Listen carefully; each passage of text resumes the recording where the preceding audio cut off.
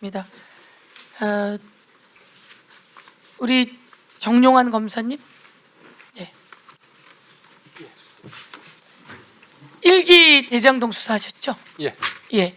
1기 대장동 수사할 때 이재명, 김용, 정진상 혐의가 있었습니까? 저희는 혐의점을 발견하지 못했습니다. 마이크 크게 대고 좀 해주십시오. 예, 1기 수사팀에서는 특별한 혐의점을 발견하지 못했습니다. 1기에서 수사하셨습니까? 예, 그렇습니다. 어디 수사하셨습니까?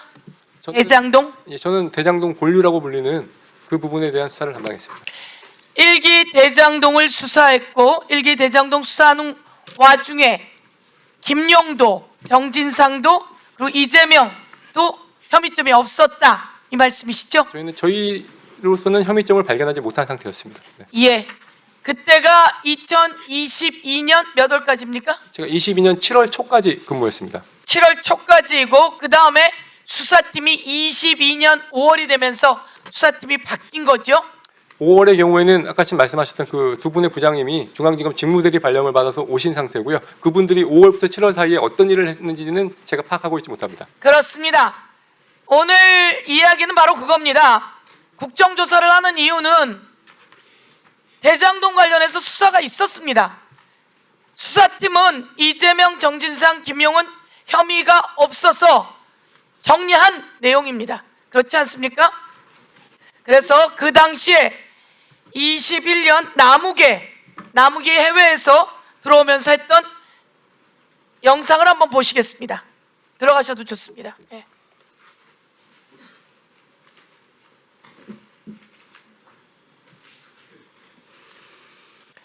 남욱이 당시에 체포됩니다. 21년 10월 19일. 이재명 아예 몰라요. 우리한테 사업권 뺏어간 사람이에요. 아예 모른다는 거 아닙니까? 이재명 아예 몰라요. 우리한테 사업권 뺏어간 나쁜 사람이에요 라고 이야기를 했고 22년 7월까지 수사한 정용환 검사께서는 우리는 혐의가 없어요 라고 이야기를 했습니다. 그 다음 넘겨봐 주세요. 그런데 검사들이 바뀝니다. 22년 5월에 윤석열이 취임하면서 22년 5월부터 검사가 바뀝니다. 송경호, 고영곤, 그리고 그 유명한 어미준, 그 유명한 강백신, 어미준, 강백신, 대장동 사건에 어미준, 강백신이 들어가고요. 김용 사건에 어미준, 강백신이 들어가고요. 그리고 김용 부원장 사건에 송경호, 고영곤, 어미준, 강백신. 윤석열 사단이에요. 이들도 22년 5월부터 24년 5월까지 근무합니다. 그리고 위례 사건도 마찬가지고요. 송경호, 고영곤, 어미준. 와, 완전히 윤석열 사단의 어미준이 누굽니까? 한명숙 모해 위증, 그리고 이번에 쿠팡 사건에 문지석 검사를 직권남용으로 억누르고 쿠팡 입장에 서서 쿠팡 특검의 당사자 아닙니까?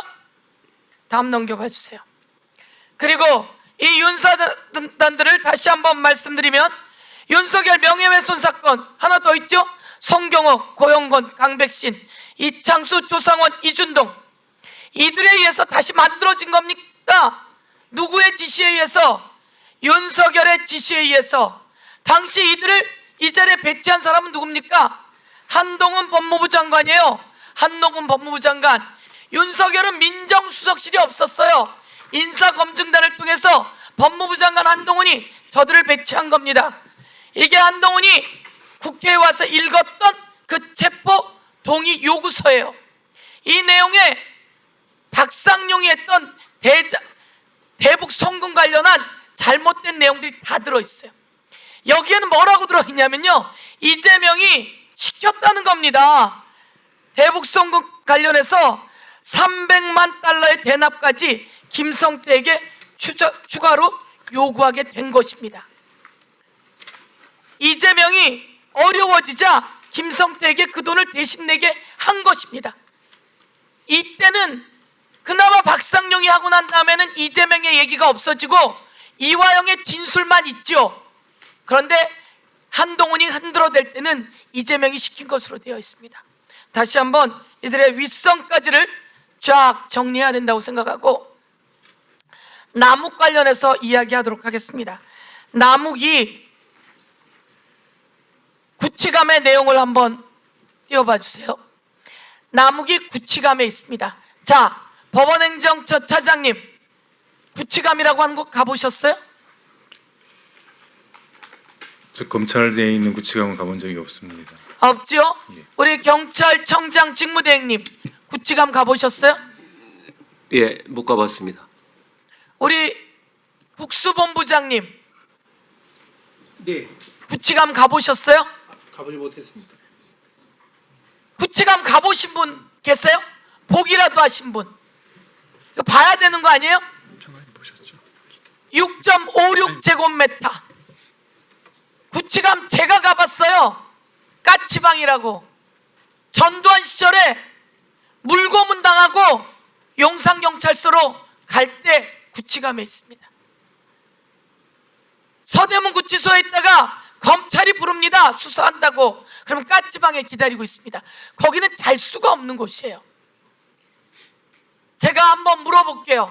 우리 중앙지검장님, 구치감이라고 하는 곳에 사람을 재판 갔다 오는 남욱을 앞에 서주세요. 재판 갔다 오는 남욱을 사냥하듯이 데리고 옵니다. 그리고 구치감에 넣어놓습니다. 이주용이라고 하는 검사가, 내가 이주용 검사 사진을 찾는데 안 나와요. 이주용 위에 강백신이 있을 거고, 어미준이 있을 거고, 고영곤이 있을 거고, 그리고 송경호가 있을 겁니다. 그리고 그 위에 한동훈이 있을 거고, 윤석열이 있을 겁니다. 한번 물어볼게요.